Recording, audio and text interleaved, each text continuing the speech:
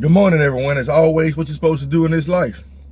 When you get up in the morning, when you get up in the nighttime, when you wake up in the middle of the noon after a nap, put your cross on first, right? That means stay prayed up, stay seeking God as often as he comes to mind. Seek him. I will be found of them that seek me.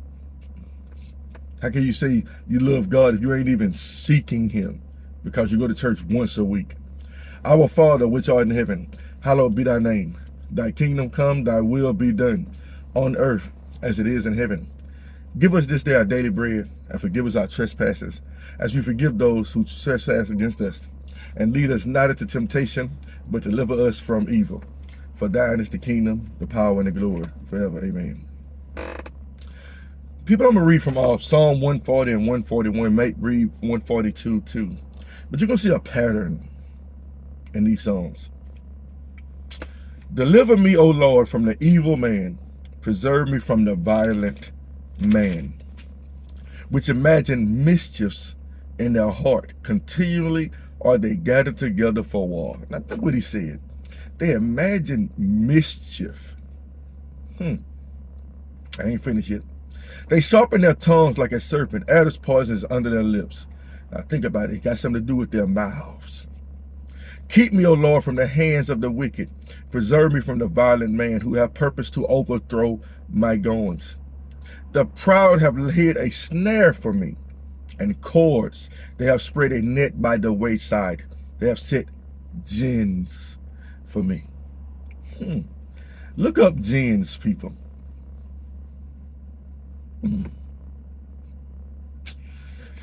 Whether you want to believe it or not, this is a prayer against witchcraft.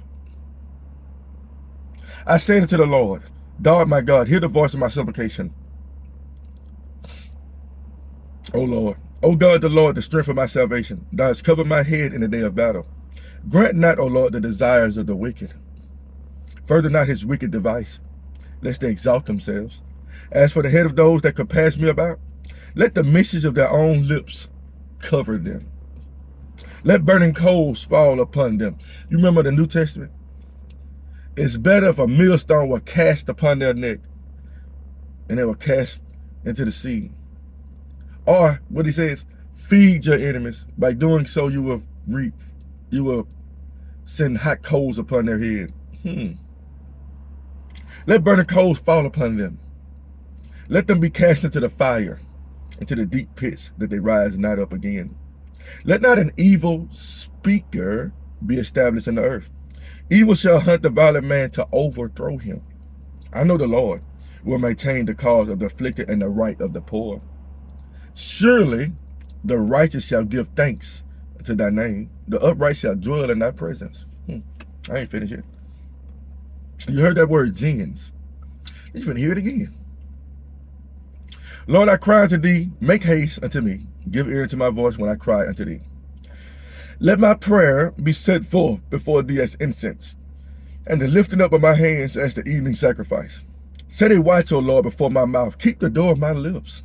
Incline not my heart to any evil thing, to practice wicked works with the men that work iniquity, and let me not eat of their dainties. I remember growing up, my mom was like, you can't eat everybody cooking. But you know why my mom should tell me that? Because she knew about witchcraft in this world. And she knew some people will speak against you, put roots on you and gins on you. And yeah, it's been around, people. But a lot of people don't like to believe in it. But you got enemies that conspire against you. They write your name. Well, they do all kind of things with you. Pray over your picture. Man, it's some crazy things. That's why you need to, every once in a while, you need to get into Psalms. Because a lot of times you might not even know your enemies, who your enemies are. Maybe somebody close to you. Maybe somebody far off, who knows? But God knows. Let the righteous smite me, it shall be a kindness. And let him reprove me, it shall be an excellent oil, which shall not break my head, for yet my prayer also shall be in their calamities. When their judges are overthrown in stony places, they shall hear my words, for they are sweet. Our bones are scattered at the grave's mouth, as when one cutteth and cleaveth wood upon the earth. But mine eyes are unto thee, O God the Lord, and thee is my trust. Leave not my soul destitute. Keep me from the snares which they have laid for me, and the gins of the workers in iniquities. Let the wicked fall in their own nets, whilst that I will fall, escape. No telling what David was facing around that time. You know, witchcrafts and stuff been around for a long time. And a lot of psalms are prayers against witchcraft people. Well, if anybody been watching the videos that I put out there, I let it known that that's how I found God. I'm just being real. That's how I found God. My ex-wife was a full-flown witch, full-fledged. Still is to this day. Post about it, brags about it. Try to say that what we live for with Christ is the same way they live in regards to witchcraft. Well, that's not true, whether you want to believe it or not. Witches use hexes, spells, all kind of things. If you go on her page, you'll see it. Like, I'm doing pretty good and I ain't have to use no hexes. Just blatant saying it. Ain't got to do no curses on nobody. Wow. But that's how I found God. You know, I knew she was a witch from the jump. No lie. Back in 2005. You know, but I wasn't a Christian at the time. And I didn't really see no harm or no foul and such things like that. Like, that's her prerogative. And the thing is, right now, I still feel the same way. That's her prerogative, but I do see harm and foul in it. But that's her prerogative. That's what she want to do. You know, I knew people used to, when I first met her, man, she was in astrology real hard, and she was telling me what she do. She had notebooks. She had clientele that people would come to her and say, this is what I want done. She'll research it in her books. I'm telling you straight up, she'll research it in her books.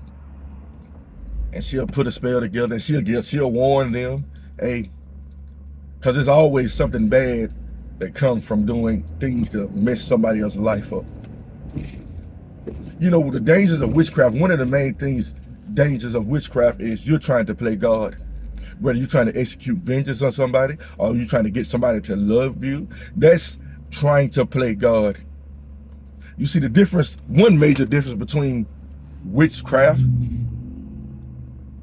and loving God. We are taught to depend on God and his judgment and his righteousness. Vengeance belongs to the Lord. Whatever's meant for us, God will bring to us. We're not trying to make things happen. We're not trying to manifest stuff. Because God already tell you, he got some stuff ready for you already. I know the thoughts I think towards you, people. So our trust is with God. And the thing is, we need God to fight against jinns and witchcraft and such things. Because there are people out there in this world that are writing your name in a book, and it's not the book of life. They got your picture. They're burning incense to it. They're doing all kind of things to it. And one thing I learned, I knew a lot of people that were church-going people. And guess where they used to go after church? I would find them in my house, talking to my ex-wife. Like, hey, I need this done. You're like, oh, crap. At the time, I'm like, wow. Because I knew about witchcraft, but I never seen it hands-on. Not really hands-on like that, but I saw what she did. I never tried it. They even got their own lettering system. They got different symbols and stuff that they use. They got their own alphabet. You see, people are woke. Yeah, there's a lot of people woke. And once you see it, you can't unsee it. But let me pause, people, and I'll be right back.